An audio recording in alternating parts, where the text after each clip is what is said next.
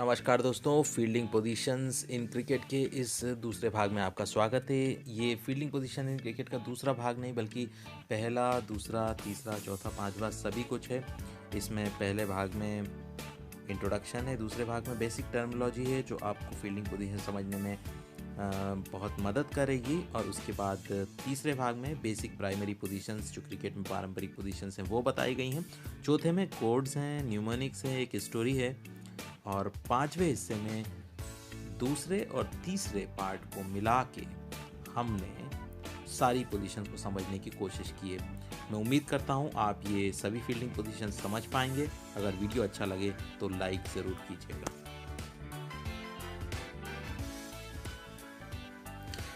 चलिए दोस्तों, सबसे पहले कुछ बेसिक टर्मिनोलॉजीज देख लेते हैं जिससे आपको फील्डिंग पोजीशंस याद रखने में कोई दिक्कत ना पड़े। यहाँ पे ये मान लीजिए स्ट्राइकर बैट्समैन खड़ा हुआ है, यानी कि जो बैटिंग कर रहा है, जो बॉल को फेस करेगा। यहाँ पे नॉन स्ट्राइकर बैट्समैन होगा सेम टीम का। इस जगह पे अंपायर साहब हैं, यहाँ पे बॉलर है और इस जगह स्क्वायर लेग अंपायर है। तो यहाँ पे ये सभी लोग खड़े रहते हैं। स्ट्राइकर जो बैटिंग करेगा, non striker, umpire, bowler, square leg umpire, इस जगह पे विकेट कीपर। ये फिक्स्ड पोजीशंस हैं। यहाँ पे आज जो हम सारी पोजीशंस समझेंगे, सारी टर्मिनोलॉजी समझेंगे, वो इस जगह स्ट्राइकर पे राइट हैंडेड बैट्समैन को लेते हुए समझेंगे। अगर आपको लेफ्ट हैंडेड बैट्समैन की देखनी है तो जस्ट इसका अपोजिट करते जाएंगे। तो चलिए सबसे पहले हम कुछ टर्म समझ लेते हैं। ये लाइन जो है, जो मैदान के बीचों बीच से खींची गई है, ये अगर राइट हैंडेड बैट्समैन बैटिंग कर रहा है तो ये वाले हिस्से को पूरा ऑफ साइड और ये वाला हिस्सा लेग साइड कहलाएगा। यानी ये आधा मैदान अब लेग साइड हो गया, आधा मैदान ऑफ साइड हो गया। याद रखने का तरीका ये है कि राइट हैंडेड बैट्समैन है तो वो कुछ इस तरह खड़ा होता है। यहाँ पे उसका बैट होता है, यहाँ पे पैर होते हैं। तो जिस साइड पैर हैं वो लेग साइड है या ऑन साइड है। लेग साइड या ऑन साइड उस साइड रहेगा जिस साइड बैट्समैन का पैर रहता है, जिस साइड बैट रहता है वो ऑफ साइड रहता है। तो ये बात लेफ्ट हैंडेड बैट्समैन पे भी लागू होगी। नॉर्मल बैटिंग पोजीशन पे जब वो खड़ा रहता है तो लेग्स जिस तरफ होते हैं वो लेग साइड हो जाता है और बैट जिस तरफ होता है वो ऑफ साइड हो जाता है। इसके अलावा अगर एक लाइन यहाँ क्रीज से खींच दी जाए तो इस लाइन के करीब जब भी बैट्समैन फील्डर आता है तो वो स्क्वायरर होता जाता है। कमेंटेटर अक्सर बोलते हैं कि the points fielder is brought little squarer. तो ये स्क्वायरर होता जाता है इस लाइन के करीब जब आएगा।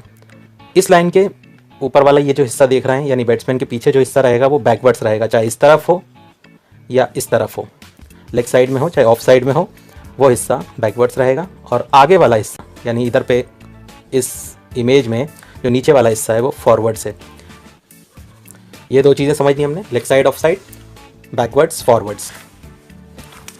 यहाँ से यहाँ तक ये जो लाइन है, जब इस लाइन के करीब कोई फील्डर आता है तो वो फाइनर होता जाता है या वो फील्डर फाइन कहलाता है। फाइनर तब ये टर्म तब यूज़ करते हैं कमेंटेटर जब किसी फील्डर को इस लाइन के करीब लाया जाता है तो फाइनर, इस लाइन के करीब लाया जाता है तो स्ट्रेटर। और जब इस लाइन से दूर जाते हैं तो ये फील्डर फाइड होता जाता है या वाइडर होता जाता है। ये लॉन्ग ऑफ पोजीशन होती है तो वाइड लॉन्ग ऑफ बोल देंगे या वाइड लॉन्ग ऑन बोल देंगे। यहाँ पे भी अगर ये दूर जाएगा तो वाइड होता जाएगा। तो हमने तीन चीज़ें समझ ली, ये ऑफ साइड है, ये लेग साइड है, इधर से लाइन खींची जाती है बैकवर्ड्स फॉरवर्ड्स। और ये वाली लाइन के जब पास आते हैं, ये वाली लाइन के पास आते हैं तो फाइनर, दूर जाते हैं तो वाइडर या वाइड। और उसी तरह इस लाइन से दूर जाते हैं तो वाइड हो जाता है खिलाड़ी, और इस लाइन के करीब आता है तो स्ट्रेटर होता जाता है। चौथी चीज़ बहुत ज़रूरी है।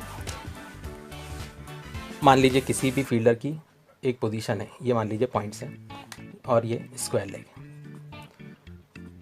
जब ये फील्डर बैट्समैन से दूर जाता है तो वो डीप हो जाता है, कवर्स, ये मिड विकेट। जब इस बैट्समैन से दूर होता है तो वो डीप होता जाता है। तो पोजीशन में जो भी पोजीशन है, डीप पॉइंट हो जाता है, डीप कवर्स हो जाता है, deep square leg, deep mid wicket. और जब यही खिलाड़ी पास हो जाता है तो शॉर्ट होता जाता है, short cover, short point, short leg, short mid wicket. तो इस तरह से नाम चेंज होते जाते हैं। जब फील्डर बैट्समैन के बहुत करीब आ जाता है तो वो सिली हो जाता है। तो यहाँ पे सिली पॉइंट हो जाता है, silly mid on, silly mid wicket और स्क्वायर लेग को short leg, forward short leg बोलते हैं। चलिए दोस्तों, हमने पहले 2 पार्ट्स में इंट्रोडक्शन देखा और दूसरी चीज़ जो हमने देखी वो बेसिक टर्मिनोलॉजीज थी। बेसिक टर्मिनोलॉजी आप समझ ही गए होंगे कि कहाँ पे लेग साइड होता है, कहाँ पे ऑफ साइड होता है, फॉरवर्ड्स बैकवर्ड्स क्या होता है, डीपर शॉर्ट और सिली क्या होता है, फाइन और वाइड क्या होता है, स्ट्रेट और वाइड क्या होता है। इसके बाद पार्ट 3 और 4 जिन लोगों को बेसिक फील्डिंग पोजीशंस मालूम है वो स्किप करके सीधे 5वें पार्ट में जा सकते हैं, और जिनको नहीं मालूम तो वो बहुत ध्यान से देखें कि बेसिक फील्डिंग पोजीशन कौन कौन सी होती है और कहाँ पे खिलाड़ी एग्जैक्टली लगा होता है। ये हमारा बैट्समैन था, स्ट्राइकर बैट्समैन, ये नॉन स्ट्राइकर बैट्समैन था, यहाँ पे एम्पायर साहब थे, ये बॉलर, और ये जो बैट्समैन है ध्यान दीजिएगा ये राइट हैंडेड बैट्समैन है। यहाँ से बैटिंग हो रही है, यहाँ से बॉलिंग हो रही है, और ये राइट हैंडेड बैट्समैन है, ये विकेट कीपर है। राइट हैंडेड बैट्समैन मान लीजिए कि वो इस तरह खड़ा हुआ है कि एम्पायर की तरफ चेहरा किया हुआ है और दोनों हाथ अपने इस तरह वाइड जैसा सिग्नल करते हैं उस तरह रखा हुआ है। तो ये जो उसका राइट हैंड है, ये राइट हैंड है, ये जो स्क्वायर ऑफ द विकेट इधर जा रहा है ये पोजीशन होती है पॉइंट पोजीशन। इसके बाद ये वाली जो पोजीशन होती है ये स्क्वायर लेग पोजीशन होती है। मान लीजिए राइट हैंडेड बैट्समैन है, वो एम्पायर की तरफ चेहरा करके खड़ा हुआ है, तो उसका जो सीधा हाथ जिस दिशा में देख रहा है वहां ये 30 यार्ड सर्कल पे जो खिलाड़ी खड़ा होता है वो पॉइंट्स होता है, और जहां पे उसका उल्टा हाथ इंडिकेट कर रहा है। पहली चीज तो ये देखिए, ये बैट्समैन को देख रहा है राइट हैंडेड बैट्समैन, एम्पायर साहब बैट्समैन को देख रहे हैं और बैट्समैन जो है वो एम्पायर को देख रहा है। राइट हैंडेड बैट्समैन ने अपने हाथ चौड़े इस तरह कर रखे हैं जैसे वाइड में किए जाते हैं। तो ये जो उसका सीधा हाथ रहेगा वो पॉइंट्स दिशा की तरफ रहेगा, उल्टा हाथ रहेगा वो स्क्वायर लेग दिशा में रहेगा। अब मान लीजिए एम्पायर ने भी वही काम किया, वो भी वाइड देने वाले सिग्नल की पोजीशन में खड़ा हुआ है, उसका जो एम्पायर का लेफ्ट हैंड होगा वो कवर्स की दिशा में होगा और उसका जो राइट हैंड होगा वो मिड विकेट दिशा में होगा। ये तो एक तरीका हो गया। इसके अलावा मैं और तरीके बताऊंगा आपको जो कोड वाला हमारा सेक्शन रहेगा उसमें। चलिए इसके बाद 2 पोजीशंस और देख लेते हैं। ये जो येलो कलर से लिखा हुआ है ये स्लिप है, 1 2 3 4 5 6 7 8 9 स्लिप्स तक हो सकती हैं, और उसके बाद जस्ट हल्का सा पीछे गली हो जाती है जिसे हमने यहाँ पे रेड कलर से दिखाया हुआ है। चलिए अब थोड़ा सा सर्कल के बाहर निकलते हैं और ऑफ साइड में आप पीछे की तरफ देखेंगे थर्ड मैन है जो येलो कलर से है, फाइन लेग है जो ब्लू कलर से है, लेग साइड पे बल्लेबाज के पीछे की तरफ। सामने वी में देखेंगे तो ऑफ साइड में लॉन्ग ऑफ है और ऑन साइड में लॉन्ग ऑन है। इनकी पोजीशंस में भी हल्के हल्के वेरिएशंस होते हैं, वो हम लास्ट वाले हिस्से में देखेंगे क्या क्या वेरिएशंस होते हैं, क्या क्या उनमें चेंजेस होते हैं उनके नामों में। चलिए दोस्तों, तो आपने समझा कि कहाँ पे होता है पॉइंट्स। राइट हैंडेड बैट्समैन अगर वाइड की पोजीशन में खड़ा है एम्पायर की तरफ चेहरा करके तो उसका सीधा हाथ पॉइंट्स की तरफ इंडिकेट कर रहा है, उसका लेफ्ट हैंड जो है वो स्क्वायर लेग की तरफ इंडिकेट कर रहा है, स्क्वायर लेग फील्डिंग पोजीशन की तरफ। अगर अंपायर जो है वो अपने हाथ चौड़े कर दे वाइड की तरह तो उसका जो लेफ्ट हैंड है वो कवर्स की तरफ डायरेक्ट हो रहा है और राइट हैंड जो है वो मिड विकेट की तरफ। तो दोस्तों इस पार्ट में जो चौथा पार्ट है इसमें हम जो 8-10 प्राइमरी पोजीशंस हैं इनको 2 निमोनिक्स और एक कहानी के द्वारा याद करने की कोशिश करेंगे ताकि आप कभी भूल ना सकें। तो ये 4 पोजीशंस के लिए आप 2 निमोनिक्स याद कर सकते हैं, पीसी, मिड विकेट और स्क्वायर लेग में। इस पे ज़्यादा जोर इसलिए दे रहा हूँ क्योंकि लगभग सारी फील्डिंग पोजीशंस इन्हीं 4 पोजीशंस पे बहुत ज़्यादा डिपेंडेंट है। तो इसके लिए आप याद कर सकते हैं हमें एंटी क्लॉकवाइज चलना है। ऊपर से देखने पे एंटी क्लॉकवाइज जब हम चलेंगे, peoples college of medical science, peoples point, college covers, mid wicket medical, square leg science, peoples college of medical science, points covers, mid wicket square leg. दूसरा तरीका ये है कि जिनको ऐसे याद नहीं होता तो वो ऐसे याद कर सकते हैं PCM और सब्जेक्ट। PCM सब्जेक्ट होता है, जब 11th क्लास में बच्चे पहुंचते हैं तो उनके पास एक सब्जेक्ट होता है PCM। तो P points, C chemistry, covers maths, mid wicket और सब्जेक्ट्स, ये चारों सब्जेक्ट हैं तो स्क्वायर लेग, तो PCM सब्जेक्ट। इसके बाद ये सारी की सारी 10 पोजीशंस आप एक कहानी के रूप में भी याद कर सकते हैं जो लोग क्रिकेट में बहुत ज़्यादा इंटरेस्टेड हों। हालांकि थोड़े दिन बाद ना कहानी की ज़रूरत पड़ेगी ना निमोनिक्स की ज़रूरत पड़ेगी। उसका कारण यह है कि आप बहुत अच्छी तरह इन पोजीशंस को जान जाएंगे। तो कहानी में सुनाना स्टार्ट करता हूँ, ध्यान से सुनिए। हम इस तरह राउंड लगाएंगे, ये एंटी क्लॉकवाइज एक राउंड होगा, फिर हम स्लिप गली से होते हुए फिर ये थर्ड मैन लॉन्ग ऑफ और फिर से एक बार एंटी क्लॉकवाइज राउंड लगाएंगे। तो कहानी सुन लीजिए क्या है। कहानी ये है कि एक आदमी 15-20 लोगों को अपना लेक्चर सुना रहा है। तो वो अपनी बात कहाँ से चालू करता है? वो सबसे पहले एक पॉइंट रखता है लेकिन वो कुछ गलतियाँ कर रहा है और गलतियों को उसके मुंह से जो निकल जा रहा है गलती से उसको वो कवर कर रहा है। वहाँ पे बैठे हुए लोग बीच बीच में उचक रहे हैं, उसका विकेट उखाड़ने की कोशिश कर रहे हैं। बीच में मिड विकेट उखाड़ने की कोशिश कर रहे हैं। और इसी बीच जब बीच में लोग बोल रहे थे, एक आदमी आता है और अपनी टांग अड़ा देता है।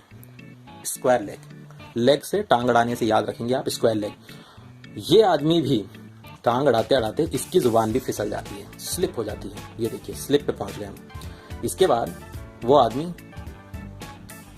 सबको गुस्सा दिलाता है और सब लोग उस पर गुस्सा होते हैं, तो वो गली से भाग जाता है। गली से भागता है तो किसी की नज़र पड़ती है कि ये ना लेक्चर सुनाने वालों में था ना सुनने वालों में था, ये तो कोई थर्ड मैन था। वो बहुत तेजी से दौड़ लगाता है, बहुत दौड़ लगाता है, लगाता लॉन्ग जाता है, बहुत लंबा जाता है और एक स्टेज पे आके ऑफ हो जाता है। ये लॉन्ग ऑफ हो जाएगा। लेकिन वहाँ बैठे हुए जो 15-20 लोग थे और लेक्चर आप सुना रहे थे, आप भी उसका पीछा करते हुए जाते हैं, तो ये जो लंबे टाइम तक लॉन्ग तक ऑफ हो चुका था वो लॉन्ग ऑन हो जाता है, फिर से दौड़ लगाने लगता है और उसके ऊपर फाइन लग जाता है। खैर, ये तो एक तरीका हो गया याद करने का। इस तरह हम चले थे, पॉइंट्स, आपने एक पॉइंट वाली बात की, उसको कवर किया, लोग आपको बीच बीच में आपका विकेट उखाड़ रहे थे, मिड विकेट हो गया, फिर एक आदमी आया, उसने टांग अड़ाई, स्क्वायर लेग से टांग, उसकी जुबान भी फिसल गई, स्लिप हो गई और वो गली से भाग गया। बाद में उसे देखा तो वो कोई थर्ड मैन था, तीसरा व्यक्ति था। वो लंबा दौड़ा लेकिन कहीं न जाके उसे ऑफ होना था, वो लॉन्ग पे जाके ऑफ हो गया। फिर लोग जब उसके पास आए तो फिर से ऑन हुआ और उस पर फाइन लग गया। खैर, निमोनिक्स और कहानियां तो वैसे भी सिली होते हैं, लेकिन आपको ये जिंदगी भर याद रहेगा। हम 5वें पार्ट में इन्हीं पार्ट्स को, इनके वेरिएशंस देखेंगे, कैसे होते हैं वेरिएशंस, कहाँ कहाँ हो सकते हैं।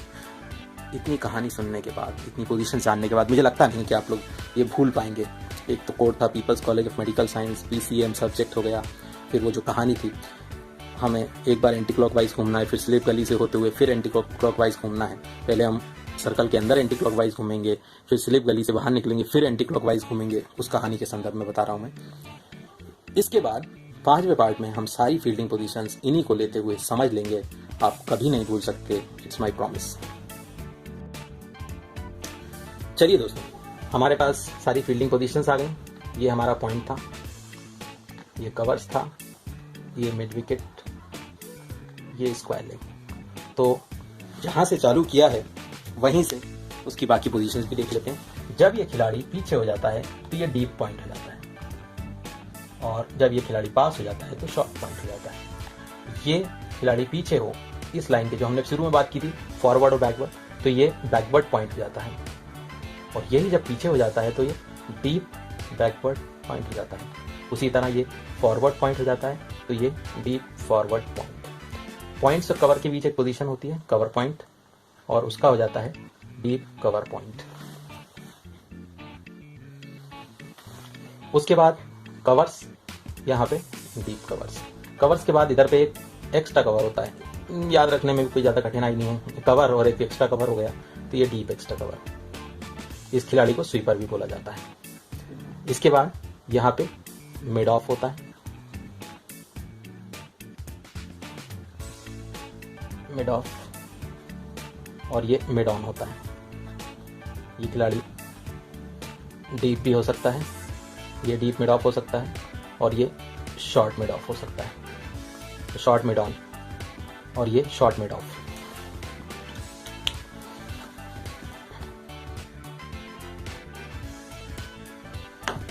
इस जगह आ गए तो ये मिड विकेट होता है, इस जगह चले जाएंगे तो ये डीप मिड विकेट। कोई एक पर्टिकुलर पॉइंट नहीं होता, एक एरियाज होते हैं। जैसे ये पूरा एरिया हो जाएगा तो ये मिड विकेट एरिया हो जाएगा, तो यहाँ पे ये डीप मिड विकेट हो जाएगा और ये डीप फॉरवर्ड मिड विकेट। इस जगह को काउ एरिया भी बोलते हैं। ये पूरा जो एरिया रहता है जहाँ पे लंबे शॉट्स पड़ते हैं, इसको काउ एरिया भी बोलते हैं। फिर आ जाते हैं हम स्क्वायर लेग पे। Square leg, deep square leg, ये बैकवर्ड स्क्वायर लेग, तो इधर पे डीप बैकवर्ड स्क्वायर लेग। यहाँ पे शॉर्ट लेग होता है और यहाँ पे जो उसकी सिली पोजीशन होती है उसको बोलते हैं फॉरवर्ड शॉर्ट लेग। बिल्कुल बैट्समैन के करीब, यहाँ पे ये सिली पॉइंट बता ही दिया था मैंने। बैट्समैन के करीब होता है। यहाँ पे एक सिली मिड-ऑन भी होता है, सिली मिड ऑफ। ये सिली मिड ऑफ होता है, ये सिली मिड ऑन होता है। इसके बाद यहाँ पे स्लिप्स होती हैं 1 2 3 4 5 6 7 8 9। इस जगह फ्लाई स्लिप होती है, इस जगह लेग स्लिप होती है, एक लेग गली भी होती है।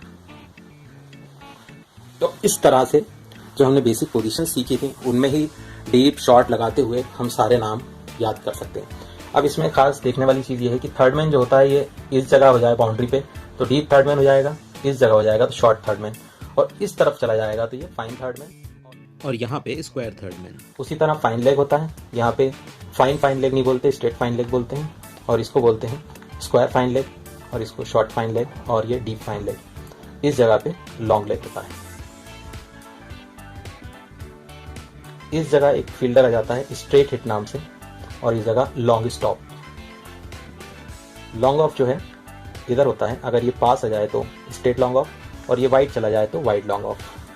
दोस्तों अभी तक हमने जितनी पोजीशन देखी, आप इस वीडियो को यहाँ पे रोक के सारी पोजीशंस को वापस देख सकते हैं, अच्छी तरह याद कर सकते हैं। जो भी तरीके बताए वो शॉर्टकट के रूप में याद किए जा सकते हैं। टर्मिनोलॉजी और बेसिक पोजीशंस को मिला के हम सारी पोजीशंस क्रिकेट की जान सकते हैं। दोस्तों अगर ये वीडियो आपको पसंद आया होगा तो लाइक कीजिए, शेयर कीजिए, कुछ कमेंट कीजिए, अच्छा लगे बुरा लगे कमेंट ज़रूर कीजिए, और अगर वीडियो बहुत अच्छा लगता है तो आप मेरे चैनल को सब्सक्राइब भी कर सकते हैं। बहुत बहुत धन्यवाद वीडियो देखने के लिए, वीडियो लाइक करने के लिए और लास्ट तक वीडियो देखने के लिए।